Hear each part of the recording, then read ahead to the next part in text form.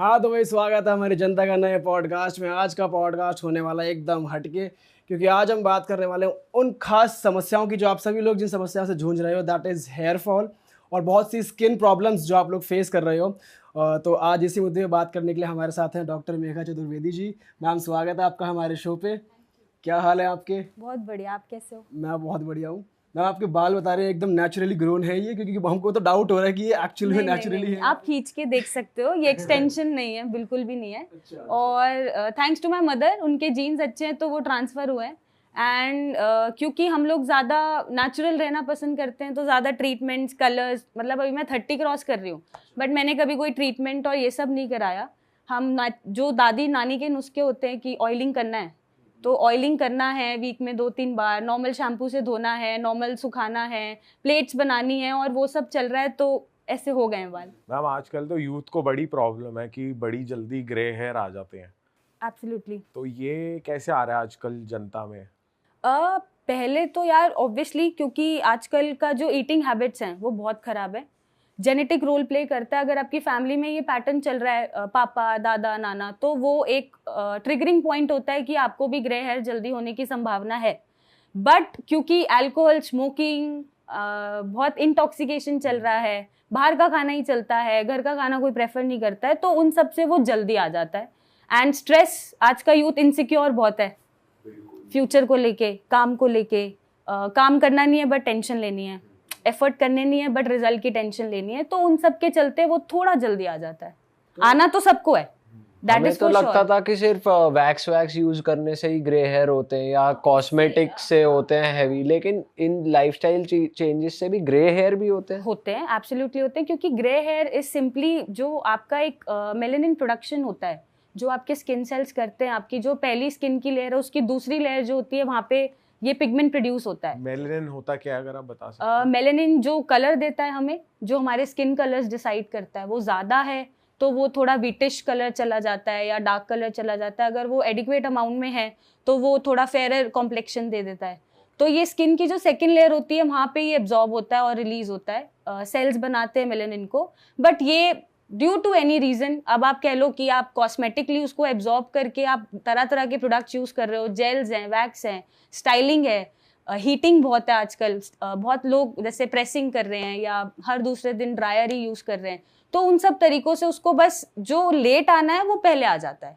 इतना फर्क होता है। एंड लाइफस्टाइल ऑब्वियसली जो खाओगे वो दिखेगा। बट अगर मैम जेनेटिक है और जीन्स में आपकी कि भाई जल्दी आना ही आना है, तब थोड़ी रिवर्सिबल है वो? नहीं, तब थोड़ा डिफिकल्ट होता है, बट आप उसको डिले कर सकते हो, रोक नहीं सकते बट डिले कर सकते हो। आयुर्वेदा में ऐसे सॉल्यूशंस हैं कि वो सही में डिले हो जाता है? हाँ, आयुर्वेदा सिर्फ एक ही चीज बोलता है, अच्छा खाओ और अच्छे से रहो, तो शायद आपको डॉक्टर्स की जरूरत कम पड़ती है। और मैम जैसे ग्रे हेयर आ चुके हैं बहुत सारे हैं बालों में, तो वो हो सकता है रिवर्स की भाई आयुर्वेद से कि आप दोबारा ब्लैक पे नहीं, जो आ गए हैं वो रिवर्स नहीं होते, बट हम और आने से रोक सकते हैं। तो ग्रे हेयर जैसे अब कलरिंग बहुत कराते हैं लोग, है ना, स्ट्रीक्स करा रहे हैं, हाइलाइट्स करा रहे हैं, बहुत इंस्पायर्ड हैं सारे। तो ये फैशन के चक्कर में जो वो और डिस्ट्रक्शन करते हैं बालों को, और एक 30s क्रॉस होते ही गंजे होना शुरू हो जाते हैं, बालनेस आ जाती है, तो उन सबको हम कंट्रोल कर सकते हैं और रोका जा सकता है।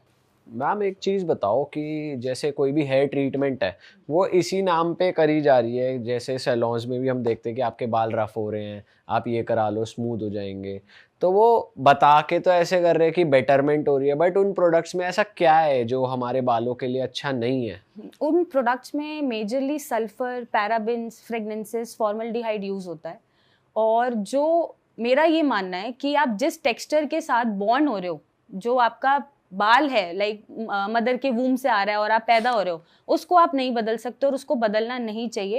And this is for also temporary, I guess. हर साल 2 साल में आपको रिपीट कराना पड़ेगा, फिर से ट्रीटमेंट लेना पड़ेगा, पैसा खर्चना पड़ेगा, और धीरे धीरे जब आप 4-5 बार करा लोगे तो बाल शायद बचते नहीं है। मतलब मेरे पास पेशेंट वही आते हैं जो इतने ट्रीटमेंट्स लेके आते हैं और फिर बोलते हैं मैम अब बाल बचा लो। तो आपने इतना डैमेज कर लिया है, कैसे हम बाल बचा सकते हैं और कैसे उन ट्रीटमेंट्स का इफेक्ट हम कम कर सकते हैं, क्योंकि रूट्स खराब हो गए हैं।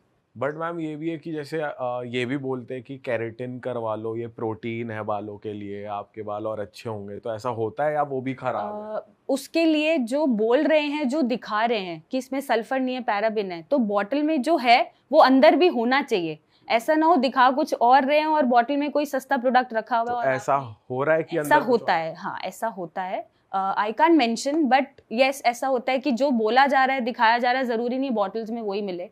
कोई भी कुछ भी यूज कर सकता है, बट आई वुड से कि आप मत ही कराओ। अगर बहुत ही आपको लग रहा है कि हाँ बहुत स्पेशल इवेंट है या आपको बालों को मतलब स्ट्रॉन्ग करना है, तो आप केराटिन स्पा जैसे ट्रीटमेंट फिर भी एक बार को ले सकते हो। बट अगर आप कर्ली बाल स्ट्रेट करा रहे हो, स्ट्रेट बाल कर्ली करा रहे हो, वेविंग करा रहे हो, हाईलाइट्स करा रहे हो, कलर करा रहे हो, तो वो अवॉइड करना चाहिए to some aspect. Ma'am permanent curl तो कराने में दिक्कत है, टेम्पररी तो करवा सकते हैं?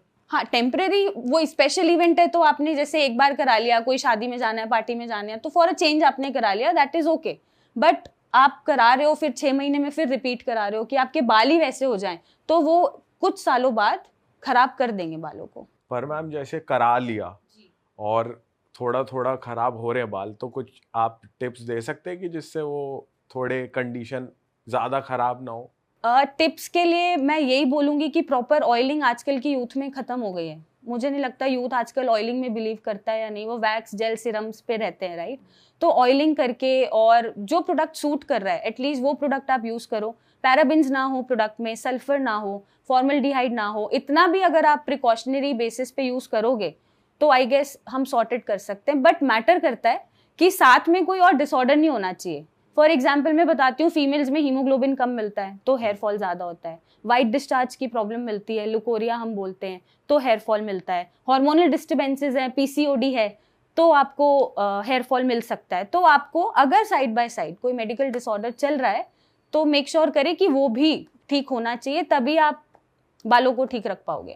अच्छा मैम, एक चीज़ और आती है जब हम बात करते हैं कि प्रोडक्ट सूट करना, तो वो सूट करना एग्जैक्टली होता क्या है? क्योंकि आप मान लो 2-3 बार भी लगा के देखते हो तो थोड़ा बहुत हेयर फॉल तो हमें शैम्पू करते हुए होता ही होता है। तो अब कितना होना चाहिए कितना नहीं होना चाहिए ये भी नहीं पता चलता। अब एकदम बहुत ज़्यादा रिएक्ट कर रही है चीज़, बहुत एलर्जी टाइप हो गई, तब तो समझ में आता है, बट नॉर्मली भी समझ नहीं आता कि ये सूट कर भी रहा है या नहीं, क्योंकि क्वालिटी तो वैसी रहती है। तो आपका कहने का क्या मतलब है जब हम बात कर रहे हैं सूट करना कोई प्रोडक्ट? अक्सर क्या होता है, हम फ्रेंड्स हैं, है ना, आपने कोई प्रोडक्ट यूज करा, आपको रिजल्ट्स अच्छे दिखे, आपने मुझे बोला यार ये प्रोडक्ट यूज करना, मुझे तो सूट कर रहा है, मैंने यूज किया तो मुझे नहीं सूट कर रहा है। हो सकता है आपको डैंड्रफ इश्यूज हो, मुझे ना हो, है ना। तो हो सकता है कि आपका स्कैल्प ड्राई हो, मेरा ना हो सकता है मेरे बाल नॉर्मल है बट फिर भी मैं वो चीज़ यूज़ कर रही हूँ जो मेरे बालों को चाहिए ही नहीं, और मैं ज़बरदस्ती आपकी रिकमेंडेशन पे यूज़ कर रही हूँ, तो वो ऑब्वियसली सूट नहीं करेगा और वो हेयर फॉल बढ़ा देगा।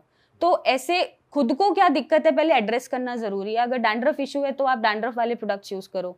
अगर आपको सिर्फ नॉर्मल अपने बालों का स्ट्रेंथ बढ़ाना है, स्ट्रॉन्ग करना है, फिजीनेस हटाना है, तो आप नॉर्मल ऑयलिंग करो और नेचुरली बालों का ध्यान रखो। मास्क लगा लो घर पे बना के, संडेज फ्री हो या वीक ऑफ पे फ्री हो तो आप दही लगा लो, बहुत अच्छा काम करेगा। आप अगर ग्रे हेयर हो रहे हैं तो आप कलौंजी के सीड्स, अगर आपको पता होगा सीसेम सीड्स होते हैं हमारे पास, कलौंजी के सीड्स हैं, उसमें भृंगराज और आंवला पाउडर मिला के, दही मिला के मास्क लगा लो, तो वो ग्रे हेयर रोकता है और एक कंडीशनिंग कर देता है। तो जो स्पा दे रहा है आपको, ये भी वही काम करेगा आपका और बालों को आप बचा के रख सकते हो। मैम कुछ जैसे ये तो हमने थोड़ी वैसे प्रोडक्ट्स की बात कर ली जो लेकिन कुछ मार्केट में आयुर्वेदिक प्रोडक्ट्स भी आ रहे हैं, तो वो क्या कंप्लीटली सेफ है आपके हेयर के लिए? अगर आप हेयर ऑयल जैसे आप ले लो या फिर हमने खुद सिया के प्रोडक्ट्स निकाले हैं, उसमें हम मेजरली हेयर फॉल और सोरासिस को ही ट्रीट करते हैं। तो उसमें एक्ने, हेयर फॉल, सोरासिस जो मेजर कंसर्न्स हैं हर जनरेशन में, हम उनको ही एड्रेस कर रहे हैं। और इनमें पैराबिन, सल्फर, फॉर्मल्डिहाइड नहीं है, सारी जड़ी बूटी हैं और वही जड़ी बूटी हैं और वही मेडिसिन हैं जो आपके बालों को इफेक्टिवली कोई एटलीस्ट डैमेज नहीं देगी और प्रॉब्लम सॉल्व कर देगी। अच्छा मैम, स्टार्टिंग में हम लाइफस्टाइल की बात कर रहे थे कि लाइफस्टाइल की वजह से प्रॉब्लम बढ़ रही है, तो बालों के लिए हमने ज़्यादा सुना नहीं है कि क्या खाने से बाल अच्छे होते हैं। तो आपको कुछ पता है? जो अप्लाई करने की चीज़ें तो आपने बताई, लेकिन खाएं ऐसा क्या, या क्या अवॉइड करें जो बालों के लिए अच्छा ना हो? अवॉइड के लिए तो फॉर श्योर आपको बहुत ज़्यादा एनिमल बेस्ड चीज़ें नहीं खानी चाहिए। अगर Okay. आप एग खा Non-veg? रहे हो, नॉन वेज जो भी एनिमल सोर्स का है, डेयरी भी ले लो आप, अगर डेयरी भी बहुत कंज्यूम कर रहे हो तो इश्यूज बने रहते हैं एक्ने से रिलेटेड या आपके हेयर फॉल से रिलेटेड। जंक, प्रोसेस्ड और टिन केन फूड जो होता है वो अवॉइड करना है, घर का बना खाना खाना। और स्पेशली आप सीड्स ऐड कर सकते हो, जैसे फ्लैक्स सीड्स हैं आप वो लेना शुरू करो, शिया सीड्स हैं आप वो लो, कलौंजी की सीड्स हैं, मेथी दाना है, आप उनका एक कॉम्बिनेशन बना के डेली बेसिस पे या वीकली बेसिस पे कंज्यूम करो। आपका ऑटोमेटिकली न्यूट्रिशन आपकी बॉडी को मिलेगा और आपका हेयर फॉल नहीं होगा। मैम जनरली बॉयज़ के ज़्यादा हेयर फॉल होता है, तो बॉयज़ के जीन्स में नेचुरली ही ऐसा है या फिर कुछ बॉयज़ कहीं लैग बिहाइंड करते हैं लाइफस्टाइल के पर्सपेक्टिव पे? अब बॉयज़ की अगर मैं बात करूं तो पहला तो जेनेटिक ऑब्वियसली मैटर करता है। अगर आपके पापा दादा उन तरफ के पैटर्नल मैटरनल चल रहा है कि बालनेस है, जल्दी गंजापन आ जाता है, तो वो एक फैक्टर हो सकता है। दूसरा फैक्टर हो सकता है कि टेस्टोस्टेरोन बहुत फ्लक्चुएट करता है, तो अगर आप हार्मोनल टेस्ट कराएंगे और आपका प्रोलैक्टिन बढ़ा हुआ है, टेस्टोस्टेरोन कम है, FSH बढ़ा हुआ है और LH बढ़ा हुआ है, तो आपको ये प्रॉब्लम्स आ सकती हैं।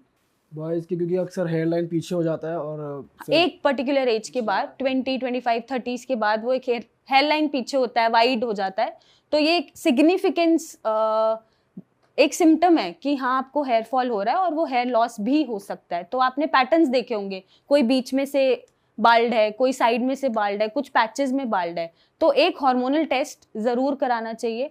हो सकता है थायराइड आपका डिस्टर्ब हो रहा हो या हो सकता है टेस्टोस्टेरोन आपका फ्लक्चुएट कर रहा हो। एंड अगर बॉयज़, बहुत से बॉयज़ हैं जो आजकल हेयर फॉल के कारण फिर ट्रांसप्लांट करवा रहे हैं, तो वो रिकमेंडेड है, आप वो बोलते हैं कराने के लिए? मैं पर्सनली नहीं बोलती हूँ क्योंकि मैंने कोई रिजल्ट्स देखे नहीं है। मतलब अगर पूरा बाल है, लेट्स सपोज पूरा ही सर्कल है, बाल नहीं है और उस पर आप ट्रांसप्लांट करा रहे हो, तो वो ऐसा लगेगा जैसे छोटी छोटी घास आ रही है, वो आपका पूरा स्कैल्प नहीं भर सकता। आप अगर अपने सर्कल में भी अब किसी को देखना, किसी ने ट्रीटमेंट्स लिए हों, तो उनके ऐसे बाल नहीं होंगे जैसे अभी हमारे दिख रहे हैं, तो वो पता चल जाएगा कि हाँ ये ट्रांसप्लांटेड ही है। बेटर है अगर आप उसको ऑल्टरनेट पैथीज से और अच्छे प्रोडक्ट यूज करके और अच्छा न्यूट्रिशन बॉडी को देके ठीक करना चाहो तो किया जा सकता है टू सम एक्सटेंट। मैम अच्छा, एक चीज़ और मुझे पूछनी थी, बालों की हम बात ही कर रहे हैं तो अभी हमने अप्लाई करने की चीज़ें भी आपने बताई, हेयर मास्क और ये चीज़ें, और साथ ही साथ हमने न्यूट्रिशन की भी बात करी। लेट सपोज कि कोई न्यूट्रिशन नहीं ले रहा है, विच इज़ इंटरनल, जो सप्लीमेंट्स वो नहीं जा रहे न्यूट्रिशन बॉडी में, बट अप्लाई पूरा प्रॉपर कर रहे हैं, ऑयलिंग कर रहे हैं बालों की, तो हेयर अच्छा होना मोर एक्सटर्नल पे डिपेंड करेगा या इंटरनल पे बॉडी के? इट वर्क्स बोथ वेज, है ना। अगर आप सोचो कि मैं सिर्फ घर को ऊपर से पेंट कर लूं और अंदर उसका सीलन आ रहा है तो कोई फायदा नहीं है। सीलन भरना भी जरूरी है, पेंट करना भी जरूरी है, तो दोनों साथ में काम करेंगे तो अच्छा काम करेंगे। नहीं तो फिर जो आपको रिजल्ट मिलेंगे वो शायद टेम्परेरीली मिलते हैं, आपका हेयर फॉल रुक जाएगा एप्लीकेशन से थोड़े टाइम के लिए, बट वो थोड़े टाइम के बाद फिर शुरू हो जाएंगे।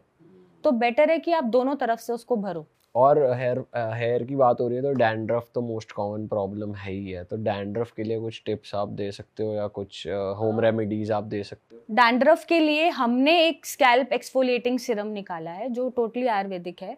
आप चाहें तो वो यूज़ कर सकते हैं, या एंटी डैंड्रफ ऑयल्स हैं, शैम्पू है, आप वो भी यूज़ कर सकते हैं। बट अगर आपको समझना चाहिए कि डैंड्रफ कहीं स्कैल्प सोरासिस तो नहीं है, क्योंकि मेरे पास जो पेशेंट आते हैं वो डैंड्रफ समझ के इलाज ले रहे होते हैं, भटक रहे होते हैं सालों साल, और पता चलता है कि उनको स्कैल्प सोरासिस है। स्कैल्प सोरासिस क्या होता है? सोरासिस एक स्किन का बीमारी है, क्रॉनिक ऑटोइम्यून बीमारी है, जब हमारा शरीर खुद का दुश्मन बन जाता है और स्किन सेल्स को टारगेट करके अटैक करना शुरू कर देता है। तो आपके यहाँ पे रेड कलर के पैचेस और स्किन झड़नी शुरू हो जाएगी, आपको कानों के पीछे या नेक पे या हेयर लाइन पे एक ऐसा लगेगा कि स्किन झड़ के नीचे गिर रही है, और रेडनेस, इन्फ्लेमेशन, इचिंग ये सब मिल सकता है। ये होती क्यों है? ये पहले तो ऑब्वियसली अगर पीछे जीन्स में ही आ रहा है कि किसी को घर में है तो वो ट्रांसफरेबल है, आपके फादर, 4 फादर्स, 3 जनरेशन तक भी कोई भी ऑटोइम्यून बीमारी है तो वो हो सकती है।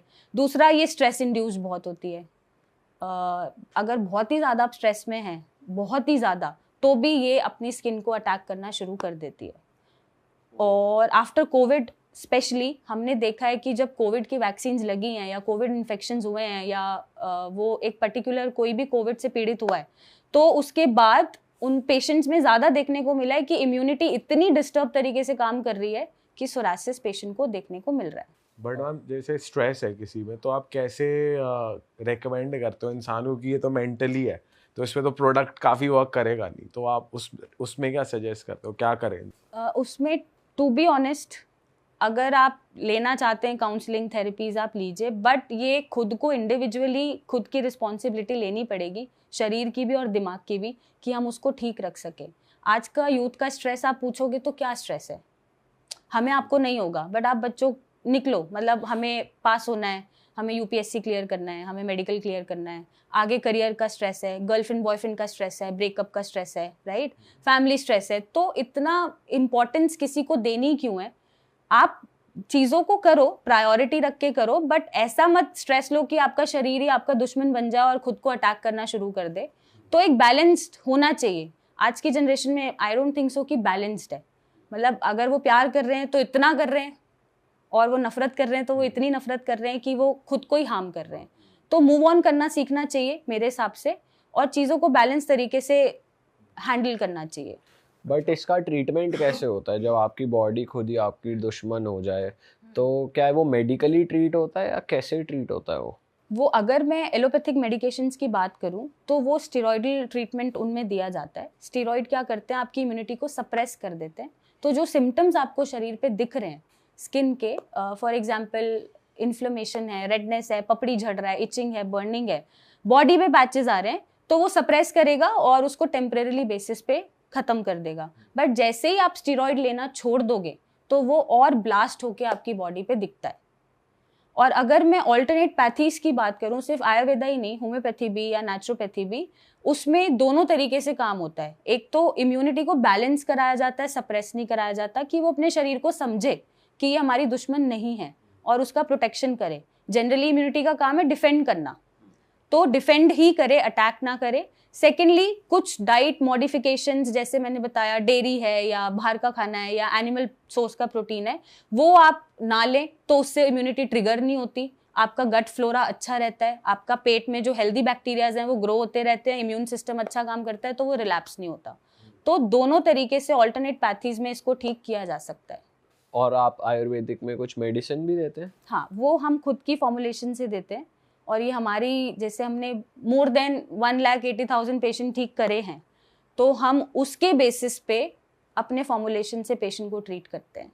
अच्छा मैम, आयुर्वेदिक मेडिकेशंस भी, इनफैक्ट एलोपैथिक भी फॉर दैट मैटर, पता नहीं होता हमें कि कहाँ से बन रही है, कहाँ से सोर्स हो रही है कुछ। मतलब जब ऐसी स्टडीज़ आती है कि इंडिया में कुछ ऐसे सॉल्ट्स हैं जो बाहर तो अलाउड ही नहीं है, सिमिलरली आयुर्वेदिक मेडिसिन जो कि उनमें एनिमल के कुछ मिक्सेस मिल रहे हैं, तो फिर लोगों को भरोसा नहीं होता। तो फिर आप उसको मेक श्योर करने के लिए क्या करते हो? मतलब आम जनता कैसे भरोसा करे? क्योंकि मैंने जो आयुर्वेदिक मेडिसिन कंज्यूम करी उसमें एक छोटी सी पर्ची निकलती है कि इसमें ये चीज़ें हैं, वो वेरीफाई कैसे हो, या कैसे ट्रस्ट कैसे आए मेडिसिन पे? ट्रस्ट के लिए लैब टेस्ट होते हैं, राइट? तो हमारी जो मेडिसिन है वो लैब टेस्टेड है, तो उसमें कोई स्टेरॉइड नहीं मिलेगा आपको, और ऐसा कोई भी सोर्स नहीं मिलेगा जो आपकी बॉडी को हार्म करेगा। तो ये रिपोर्ट्स होती हैं, जो दवाई बना रहा है उनको करानी चाहिए फॉर द सेफर साइड। तो वो अगर वो अप्रूव करा लेते हैं कि हाँ इसमें स्टेरॉइड नहीं है, कोई एनिमल का सोर्स नहीं है, कोई लेड नहीं है, कोई हैवी मेटल नहीं है, तो आप उसको कंज्यूम कर सकते हैं। तो ये लैब टेस्टेड, सारे लैब टेस्टेड रिपोर्ट्स होते हैं। आप कह रहे थे मैम कि जो हमारी आयुर्वेदा मेडिसिन है उनमें सभी जड़ी बूटियां होती हैं, मतलब कम सारा वही कुछ, तो बिल्कुल भी केमिकल्स की इन्वॉल्वमेंट नहीं होती? नहीं है, और ये लैब टेस्टेड है। और आप सोर्स कहाँ से करते हो अपनी जड़ी बूटियाँ? जड़ी बूटियाँ फॉर एग्जांपल, जैसे जो भी फैक्ट्री में प्रोडक्शन कर रहे हैं, मेरे फादर इन लॉ ही हैं, तो वो जगह जगह से जड़ी बूटी लाते हैं। जैसे यूपी में एक जगह है कासना, वहाँ से आती हैं। तो जो मैन्युफैक्चरर्स इन जड़ी बूटियों को सप्लाई करते हैं या देते हैं या प्रोड्यूस करते हैं, हम वहाँ से वो जड़ी बूटियाँ लेते हैं। अच्छा मैम, जो लोग ये पॉडकास्ट सुन रहे हैं वो लोग ये सोच रहे होंगे यार हमें ना कोई दवाइयाँ यूज़ नहीं करनी, जो आपने प्रोडक्ट्स बताए वो भी यूज़ नहीं करने, हमको घर बैठ के अपने बाल हेल्दी रखने हैं। तो कुछ घर बैठे जो लोग काम कर लें अपने बाल पे, ऐसी कुछ रेमेडीज आप बताइए। फॉर बेटर हेयर ओनली, जैसे मैंने बताया कि आप सीड्स ले सकते हो, है ना, फ्लैक्स सीड्स है, शिया सीड्स हैं, मेथी दाना है, आप कंज्यूम कर सकते हो। डेली बेसिस पे आप कंज्यूम करो तो आपका गट भी अच्छा रहेगा और हेयर फॉल भी अच्छा रहेगा। आप अनार खा सकते हो, अंजीर खा सकते हो, जिससे आपका आयरन अच्छी मात्रा में बॉडी में रहे और आपको हेयर फॉल इश्यूज ना आए। फीमेल्स में स्पेशली अगर सफ़ेद पानी की प्रॉब्लम है, सफ़ेद डिस्चार्ज हो रहा है, तो वो भी बहुत हेयर फॉल कराता है। तो उसको रोकने के लिए जैसे नहाते टाइम आप गुनगुने पानी में फिटकरी डाल के सेक ले सकते हैं, तो आपका सफ़ेद पानी रुक जाएगा। तो आप इनको फॉलो करके भी अपने बालों को हेल्दी रख सकते हैं। एंड प्रॉपर ऑयलिंग बहुत ज़रूरी है, और वही शैम्पू यूज़ करें जो बहुत ज़्यादा केमिकल्स वाला ना हो। और ऑयल कितने टाइम ऑफ स्पैन में लगाना चाहिए, क्योंकि बहुत लोग डेली लगाते हैं, कुछ लोग हफ्ते में लगाते हैं, कुछ लोग महीनों में लगाते हैं। वीक में 2 बार इनफ। और कितनी देर अप्लाई करके छोड़ना चाहिए? कई लोग रात भर लगा के सो जाते हैं और सुबह शैम्पू करते हैं, कुछ 1-2 घंटे रखते हैं, तो कैसे करना चाहिए? अब वो डिपेंड करता है कि आपका शेड्यूल कैसा है, वर्किंग शेड्यूल। अगर आप रात भर भी छोड़ पा रहे हो कोई प्रॉब्लम नहीं है, और अगर आप 2-3 घंटे पहले भी हेयर ऑयलिंग कर रहे हो देन वॉश कर रहे हो तो वो भी बहुत अच्छा है, उसमें भी कोई प्रॉब्लम नहीं है। अच्छा मैम, आप अब थोड़ी स्किन केयर की बात करते हैं। आपकी स्किन बहुत अच्छी है एंड आप स्किन केयर एक्सपर्ट भी हैं, तो वही अगेन सबसे कॉमन प्रॉब्लम पे आते हैं। एक्नेज बहुत ज़्यादा लोगों में हो जाते हैं, तो क्यों हो रहे हैं आजकल, क्या चल रहा है? आपके पास कैसे लोग आ रहे हैं? ज़्यादातर जो मेरे पास एक्ने के लोग आते हैं वो टीनेज बच्चे होते हैं, जो 13, 14, 15, 16 साल की उम्र में हैं, टिल 25 ये प्रॉब्लम रहती है। हो क्यों रहे हैं? क्योंकि हार्मोनल डिस्टर्बेंसेस सब में रहते हैं, राइट। अब सब छोटी उम्र से ही आजकल बहुत पॉर्न वीडियोस भी देखते हैं, या ऐसा कोई अडल्टरिंग मटेरियल भी देखते हैं, तो उनसे जो उनके हार्मोन है वो पहले बनने शुरू हो जाते हैं, क्योंकि जो एक स्पेसिफिक एज है टीनेज की वो 11-12 साल के बाद ही आती है ना। बट आजकल आप नोटिस करोगे तो गर्ल्स में जो पीरियड्स हैं वो शायद 5th-6th स्टैंडर्ड में ही आ जाते हैं, 8-9 साल की उम्र में ही आ जाते हैं। मुझे नहीं आए, राइट। तो ये जो एक इशू है कि हार्मोन जल्दी उनके बन रहे हैं, पीरियड्स जल्दी आ रहे हैं, या मेल्स में फ्लक्चुएशन है टेस्टोस्टेरोन की या हार्मोन्स की, तो उन सब के चलते उनको एक्ने देखने को मिलते हैं। और एक्ने भी ऐसे मिलेंगे कि वो धब्बे छोड़ेंगे, है ना, और पस निकलेगा। तो ये हार्मोनल सिस्टिक एक्ने होते हैं। इनको आप जितना हो सके for a time being avoid करो, क्योंकि एक एज के बाद ये चले जाते हैं, राइट। बट आप यस उसको क्लेंस कर सकते हो, पसीना मत इकट्ठा होने दो, बार बार मुंह धोते रहो, एंड उसके बाद मॉइस्चराइज करते रहो। ज़रूरी नहीं है कि आपको बहुत ज़्यादा हैवी ट्रीटमेंट्स लेने की ज़रूरत है, और अपने टॉक्सिन्स को बाहर निकालते रहो शरीर से। तो टॉक्सिन्स आप चाहे तो ब्लड प्योरीफायर्स आयुर्वेद में आते हैं, आप वो ले सकते हो, या फिर आप बहुत सारी एक्सरसाइज करके अपने टॉक्सिन्स निकाल सकते हो। और बहुत ज़्यादा जंक मत कंज्यूम करो। ऑयली फूड से भी पिंपल? हाँ, ऑयली फूड से भी पिंपल नहीं होते हैं, बट यस ऑयली फूड आपके लिवर की फंक्शनिंग को थोड़ा स्लो डाउन कर देता है। तो लिवर एक हमारा ऐसा ऑर्गन है जो सारे टॉक्सिन्स को बाहर भेजता है। जब वही ऑर्गन टॉक्सिन्स बाहर नहीं भेजेगा तो कुछ ना कुछ इशू तो लगा रहेगा। तो उसको हेल्दी रखना है हमें बेसिकली। और मैम कुछ लोगों की स्किन में कलर का फर्क भी होता है, कोई मतलब अगर गालों पे थोड़ी गोरी है तो साइडों में काली हो जाती है, तो वो कैसे होता है? वो पिगमेंटेशन होता है। अच्छा। और वो जनरली आपको मिलेगा किसी भी फीमेल की जब डिलीवरीज हो जाती हैं, प्रेगनेंसी हो जाती है, उसके बाद ये इशू बहुत मिलता है कि प्रेगनेंसी हुई तब अलग हार्मोन थे, जब ब्रेस्ट फीडिंग कराई तब अलग हार्मोन्स थे, फिर बाद में हार्मोन नॉर्मल हुए। तो ये हार्मोनल डिस्टर्बेंसेस की वजह से आपको पिगमेंटेशन मिल जाती है। तो इनको भी आप रिड्यूस कर सकते हो। कैसे? एक तो हार्मोन ठीक होना चाहिए, राइट। पहले तो हार्मोनल टेस्ट कराना चाहिए। बट अगर नहीं कुछ मिल रहा, आपके टेस्ट सारे ठीक हैं, और अब आप सेकंड प्रेगनेंसी पे नहीं हो या ब्रेस्ट फीडिंग पे नहीं हो, तो आप सेफ आयुर्वेदिक या और भी जो पैथीज हैं जिनमें बहुत ज़्यादा कॉस्मेटिक नहीं डाला हुआ है, वो यूज़ करके भी आप अपना पिगमेंटेशन रिड्यूस कर सकते हैं। अच्छा मैम, आजकल बहुत से लोग हैं जो स्किन केयर रूटीन करते हैं, नाइट का अलग चल रहा है, गर्ल्स का दिन का अलग चलता है, तो ये किस लेवल तक ख़राब कर रहा है स्किन को, या फिर कौन से प्रोडक्ट्स या फिर केमिकल्स आप बोलते हो कि अवॉइड करने चाहिए, तो मत ही अप्लाई करो अपनी स्किन पे? रेटिनॉल आप यूज़ कर सकते हो, कोई इशू नहीं है। बट मुझे नहीं लगता कि दिन का रूटीन अलग या रात का रूटीन अलग होना चाहिए। अगर मैं अपनी ही बात करूँ तो मैं नॉर्मली बस एक क्लेंस करती हूँ, मुंह धोती हूँ, मॉइस्चराइज करती हूँ और सो जाती हूँ, ठीक है। इसके अलावा कुछ नहीं चाहिए आपकी स्किन को। आपकी स्किन को हाइड्रेशन चाहिए, पानी पियो, बहुत सारा पानी पियो, और जो पानी पीने की आदत नहीं है उसको डालो, चाहे दवाई समझ के पियो, बट पियो। नहीं पसंद आ रहा पानी तो नींबू डाल के पी लो, मतलब there are many options, but पानी ज़रूर पियो। और बस मुंह धोते रहो और उसको मॉइस्चराइज करते रहो, इनफ। उसके अलावा आपको कुछ हाँ मैम हम देख रहे हैं पता नहीं क्या क्या अप्लाई किया जा रहा है, पहले तो क्रीम लगा रहे हैं, फिर स्प्रे लगा रहे हैं, फिर उसके फिर से क्रीम लगा रहे हैं। मेरे पास तो नहीं है इतना टाइम, आपके पास है? मेरे पास नहीं, लेकिन मैंने देखा जरूर है। लड़कियां तो निकाल रही हैं, देखो टाइम जैसे तैसे। मेरे पास तो नहीं है। बेसिकली बस आपका स्किन साफ होना चाहिए, क्लेंस होना चाहिए। आप वीकली बेसिस पे, मंथली बेसिस पे उसको एक्सफोलिएट कर सकते हो, सिरम्स बना सकते हो, बेसन से क्लीन कर लो, एलोवेरा जेल लगा लो, तो वो भी बहुत मॉइस्चराइजेशन और एक्सफोलिएशन कर देता है। तो आप ये यूज करो और नॉर्मल मॉइस्चराइज करके सो जाओ, नींद पूरी लो, राइट। रात भर रो मत, फोन पे मत बात करो। रात भर रो मत। मैम ये रोना कैसे आया आपके माइंड में कि रात भर रो मत? बहुत रात में रोता ही है इंसान। नहीं, मैंने देखा है यार, बहुत पेशेंट बताते हैं, मैं सारी जो चीजें बोल रही हूँ वो पेशेंट के एक्सपीरियंस से बोल रही हूँ। तो पेशेंट ही बोलता है हम रात भर इतने टेंशन में होते हैं कि रोते रहते हैं, पता ही नहीं क्यों रो रहे हैं, पता ही नहीं क्यों रो रहे हो। उनसे पूछो क्यों रोते हो, कोई स्ट्रेस है? बोलते हैं नहीं बस रोना आ रहा है।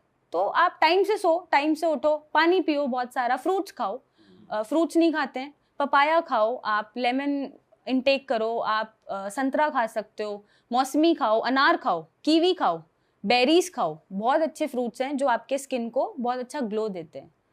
तो आप ये सब चीज़ें भी कंज्यूम करके बहुत पैसे नहीं खर्चने पड़ेंगे, अंदर से भी ठीक रहोगे, बाहर से भी ठीक रहोगे। और मैम जैसे ये तो पता ही है कि आजकल लड़कियां कितना ज़्यादा मेकअप करती हैं और किस तरीके से डैमेज होती है स्किन, बट उस चीज़ को रिकवर करने के लिए कैसे लड़कियां, मतलब जैसे आप कह रहे हो कि नॉर्मली ये स्किन रूटीन तो कर ही सकते हैं, और क्या कर सकते हैं? उसके लिए एक तो डेली बेसिस पे मेकअप यूज़ करने की ज़रूरत नहीं है, कोई स्पेशल इवेंट है तब आप यूज़ करो। आप जितना स्किन सेल्स को सांस लेने दोगे, ऑक्सीजन जाने दोगे, वो उतना निखरेगी, राइट। और स्किन कुछ नहीं है, सिर्फ रिफ्लेक्शन है आपकी इनर बॉडी का।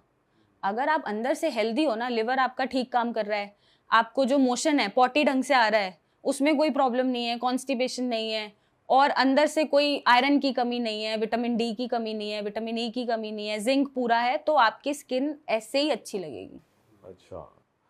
अच्छा मैम, कुछ लोगों को मोल्स भी हो जाते हैं कि कुछ टाइम के बाद, पहले से जो नहीं होते फ्रॉम बर्थ, होने लग जाते हैं उनको बाद में, वो क्यों होते हैं और वो हटे कैसे अगर किसी को नहीं चाहिए तो? वैसे तो ये नेचुरल चीज़ है।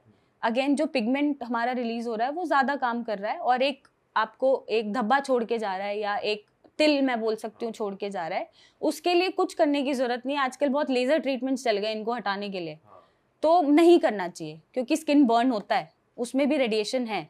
तो जो नेचुरली चीज़ें हैं उनको आप मत छेड़ो, जिन चीज़ों के साथ आप पैदा हुए हो उनको आप बिल्कुल मत छोड़ो। अगर आपको करना भी है तो आप मस्सों का इलाज कर सकते हो, मस्से हटाओ, जो वॉट्स हो जाते हैं फेस पे, नेक पे, तो वो आप हटाओ। वो एक टिश्यू कलेक्शन है, डेड टिश्यू कलेक्शन है, वो आप हटाओ, वो आपको थोड़ा प्रॉब्लम दे सकता है। बट अगर तिल है, अच्छी बात है। पहले के टाइम में तो अच्छे मानते थे तिल, अभी नहीं मानते, तो अननेसेसरली ट्रीटमेंट्स लेने की जरूरत नहीं है। अच्छा, और मैम जैसे लेजर आजकल बहुत लोग करा रहे हैं हेयर के लिए, कि बॉडी पे हेयर है, तो वो भी नुकसान कर रहा है बॉडी को एक तरीके से? लॉन्ग टर्म में यस ऑफ कोर्स करता है, क्योंकि रेडिएशन नहीं है और वो पूरा फॉलिकल को जलाया जाता है, राइट। तो आप बहुत फ्रीक्वेंटली करा रहे हो और लंबे समय तक करा रहे हो, तो वो आपको हार्म कर सकता है, स्किन डैमेज करेगा या स्किन काली कर देगा या सेंसिटिविटी बढ़ा देगा। तो रैशेज होना या वहाँ पे जलन होना बहुत कॉमन चीज़ें, कॉम्प्लिकेशन है जो लेज़र के बाद फेस करते हैं लोग। तो बहुत लंबे समय तक और बहुत फ्रीक्वेंटली अवॉइड करना चाहिए। मैम जैसे आपने हेयर प्रोडक्ट्स के कुछ केमिकल्स बताए थे, हमारे नॉर्मली जो हम स्किन पे अप्लाई करते हैं, मॉइस्चराइज़र्स हो गए या फेस वॉश हो गए या फेस क्रीम्स किसी भी तरह की हो गई, या आजकल गोरा होने की क्रीम आ रही है, तो वो उनमें भी कोई केमिकल्स होते हैं जो एक्चुअली हमें हार्म कर रहे होते हैं? अगेन फॉर्मल्डिहाइड, पैराबेन, फ्रेगनेंसेस, और जिस स्किन कलर के साथ हम पैदा हुए हैं वो हम नहीं बदल सकते, चाहे कितनी भी फेयरनेस क्रीम लगा ले। कोरियन बहुत चल रहा है आजकल, हाँ, आपने देखा होगा ना। हाँ। तो समझने की ज़रूरत है कि हम जिस क्लाइमेट में पैदा हुए हैं, जिन स्किन टेक्सचर के साथ पैदा हुए हैं या टोन के साथ पैदा हुए हैं, वो नहीं बदला जा सकता। कोरियंस, उनका जेनेटिक कोडिंग अलग है, उनके जीन्स ही वैसे हैं, उनका टेक्सचर अलग है, स्किन टोन अलग है, क्लाइमेटिक कंडीशंस अलग हैं। इंडिया में वीटिश ही होते हैं लोग, है ना, फॉरेनर्स यहाँ नहीं होते हैं जो चाहिए कि गोरा होना है। तो आप स्किन को इवन टोन कर सकते हो, कहीं काला है कहीं गोरा है, आप उसको टैनिंग को हटा सकते हो, बर्न्स को हटा सकते हो, इवन टोन पे आप उसको क्लियर स्किन एक कर सकते हो मैनेज। बट आप कलर बदल दोगे, ये पॉसिबल नहीं है सर। ओके। और ये जो जैसे फ्रेग्रेंसेस की हम बात करें, तो वो कैसे आर्टिफिशियली ऐड करते हैं, वो हमारी स्किन के लिए बुरा है? क्योंकि उसमें तो जैसे बॉडी वॉशेस में तो फ्रेग्रेंस के नाम पे ही बेचा जाता है कि रोज की खुशबू है, फलानी की, तो वो एक्चुअली हार्मफुल है स्किन के लिए? वो सारे आर्टिफिशियल फ्रेग्रेंसेस होते हैं, वो कुछ भी रोज पेटल्स, ये नहीं है कि रोज पेटल्स को सुखाया और फिर उसमें डाला जा रहा है, ऐसा नहीं हो रहा है। तो बेटर है कि जो चीज़ जितनी रॉ है ना, जो चीज़ जिस चीज़ की खुशबू दे रही है वो चीज़ सही है। जो चीज़ जिस चीज़ की खुशबू ही नहीं दे रही है वो बेकार हो जाती है। तो बेटर है कि आप नेचुरल सोर्सेस कोई प्रेफर करो, या आप आयुर्वेदा, होम्योपैथी, बहुत ऑल्टरनेट पैथीज हैं जो बहुत प्रोडक्ट्स निकालते हैं जो केमिकल फ्री है। बहुत सारे ब्रांड्स भी हैं, बहुत प्रीमियम ब्रांड्स भी हैं, नॉर्मल ब्रांड्स भी हैं, तो आप उन्हें प्रेफर करो। एटलीस्ट वो आर्टिफिशियल फ्रेगनेंसेज नहीं डाल रहे हैं। ओके। एंड वर्थ इट है। जी मैम, थोड़ी ना पेशेंट्स की बात करते हैं। आपके पास किस किस तरह के पेशेंट्स आते हैं, क्या क्या स्किन प्रॉब्लम्स को लेकर आते हैं, फिर आपने उनको किस तरीके से उनका इलाज किया है, थोड़ा बताइए उनके बारे में। मेजरली मेरे पास सोरासिस के पेशेंट बहुत हैं। सोरासिस और विटिलिगो जो हम बोलते हैं, सफ़ेद दाग हो जाते हैं, सफ़ेद पैचेस देखे होंगे आपने। और सोरासिस के पेशेंट बहुत हैं, लाइक 60-70% मेरे पास सोरासिस के पेशेंट हैं।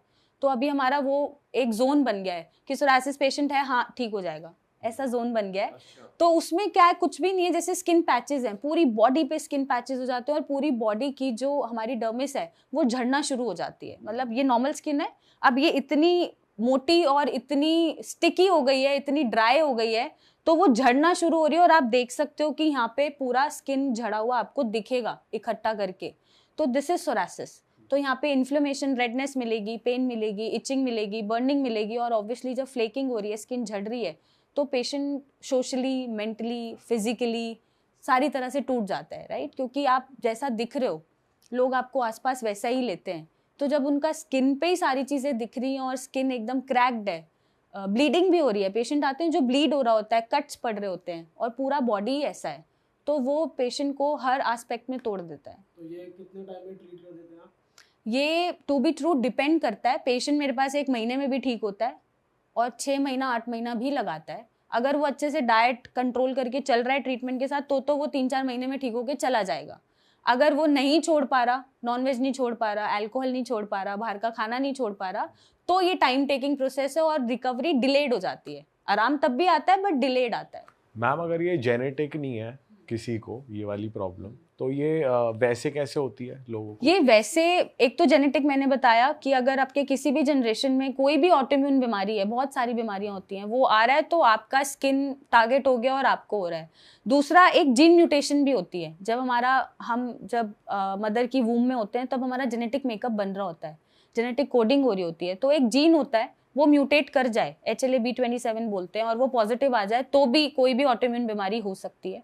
दूसरा, स्ट्रेस इंड्यूस्ड है, बहुत ज़्यादा स्ट्रेस आप ले लो दिलो दिमाग पे तो भी ये बीमारी होती है। और एक्सेसिवली इनटेक ऑफ अल्कोहल, बाहर का खाना, जो लाइफस्टाइल है आजकल की जनरेशन का, या अच्छा खाना खाना ही नहीं है, वो भी इसको ट्रिगर कर देता है। अच्छा मैम, पता कैसे चले अगर कोई नॉर्मल स्किन पैच हो गया या नॉर्मल स्किन प्रॉब्लम है वर्सेस सोरेसिस, तो पता कैसे चलता है डिफरेंस कि ये नॉर्मली ठीक हो जाएगा, ये मैं घर पे ही कुछ लगा के ठीक कर लूँ या मैं एक डॉक्टर के पास जाऊँ? नॉर्मल स्किन पैच में सिर्फ रैश पड़ेगा, आप खुजालोगे, लाल हो जाएगा या बम्प्स आ जाएंगे। सोरासिस में स्किन का झड़ना मैंडेटरी है। एक सिल्वर या ग्रे कलर का स्किन होगा जो आपका झड़ेगा ही झड़ेगा। आप ऐसे करोगे तो वो झड़ेगा। तो ये एक सिग्निफिकेंस सिम्टम है कि हाँ ये सोरासिस ही है। तो हमें एक डॉक्टर के पास ही जाना चाहिए? डॉक्टर के पास ही जाना चाहिए, खुद से डॉक्टर नहीं बनना चाहिए। या इंडिया में हर कोई डॉक्टर है ना, हर दूसरा बंदा डॉक्टर है, तो ऐसे कुछ भी सुन के नहीं करना चाहिए। मेडिकेटेड मेडिसिन यूज करनी चाहिए और वही प्रोडक्ट्स लगाने चाहिए जो आपकी इरिटेशन को स्किन की कम कर दे। और कोई पेशेंट स्टोरी आप शेयर करना चाहोगे जो आपको बहुत? पेशेंट स्टोरी, कल ही एक पेशेंट आई, मेरे ओपीडी थी कल, तो कल ही एक 5 साल की बच्ची आई थी जिसे 1.5-2 साल से सोरासिस था। 5 साल की बच्ची 5 साल की बच्ची को ये कभी भी हो जाता है। इवन 2 साल, 1 साल, 6 महीने, ये कभी भी हो जाता है। 60 ईयर पेशेंट भी है कि 60 साल में भी है, 50 साल में भी है, तो एज है ही नहीं, कोई वो ही नहीं है, दायरा ही नहीं है, किसी भी एज में हो जाता है। तो 5 साल की बच्ची आई थी, 2 महीने पहले वो मेरे को दिखाने आई थी। जब वो फर्स्ट टाइम आए थे उसके पेरेंट्स, तो वो बहुत ही ज़्यादा परेशान थे बच्ची को लेके, और उसकी पूरी बॉडी में ऐसे स्किन ऐसे जैसे छिलके होते हैं वैसे उतर रहे थे, कट्स थे, ब्लीडिंग थी, रेडनेस थी। और वो फर्स्ट टाइम जब आई थी तो मैं उसे देख के यही सोच रही थी कि यार इतनी छोटी बच्ची है, ये बिल्कुल भी रो नहीं रही, बिल्कुल भी क्रैंकी नहीं हो रही, इरिटेबल नहीं है, वो नॉर्मल है, हंस के बैठी है, दिखा रही है। तो मुझे यही था कि बस ये ठीक हो जाए। और अब वो 2 महीने बाद जब मुझे दिखाने आई है तो वो पूरी बॉडी क्लियर लाई है। तो मेरे को था कि आज मेरा दिन बन गया और ओपीडी सक्सेसफुल हो गई। मैं इमेजेस भी आपको दिखा सकती हूँ। तो इतना अच्छा लगा देख के कि अभी वो एब्सोल्युटली फाइन है और आई होप कि वो आगे भी फाइन ही रहे। इसमें मैम वैसे क्या मेडिकेशंस आप यूज करते हो? इसमें हमारी फॉर्मुलेशंस हैं, तो हमारी ही जो क्लिनिकली टेस्टेड हैं या पेशेंट्स पे ट्रायल करके हमने रिजल्ट्स लिए हैं, उन्हीं को हमने अब लैब टेस्टेड करा रखा है। तो वो स्टेरॉइडल फ्री हैं, केमिकल फ्री हैं, और अब पेशेंट ठीक हो रहे हैं। तो ये बहुत एविडेंटली है कि हाँ नॉन स्टेरॉइडल है, क्योंकि अक्सर सोरासिस में स्टेरॉइड्स ही दिए जाते हैं, इम्यूनोसप्रेसेंट्स ही दिए अप्लाई जाते हैं। करने का देते हो या खाने का देते हो? खाने का भी देते हैं, जैसा मैंने बोला सीलन है तो सीलन भी भरनी पड़ेगी और पेंट भी करना पड़ेगा, राइट। तो अंदर से भी ठीक करना है ताकि इम्यून सिस्टम बैलेंस काम करे, अटैक ना करे। ये दवाइयाँ जब आप खाते हो तो वो ये काम करता है। ब्लड प्योरिफिकेशन है, टॉक्सिन्स को बाहर फेंकता है। और दूसरा एप्लीकेबल्स जो हमने सिया में निकाले हैं, तो सोरिया बॉडी वॉश है, लोशन है, ऑयल है, जब आप ये लगाते हो तो जो इरिटेशन है स्किन पे, रेडनेस है, कट्स हैं, वो भरने शुरू हो जाते हैं। तो दोनों की इक्वल इम्पोर्टेंस है।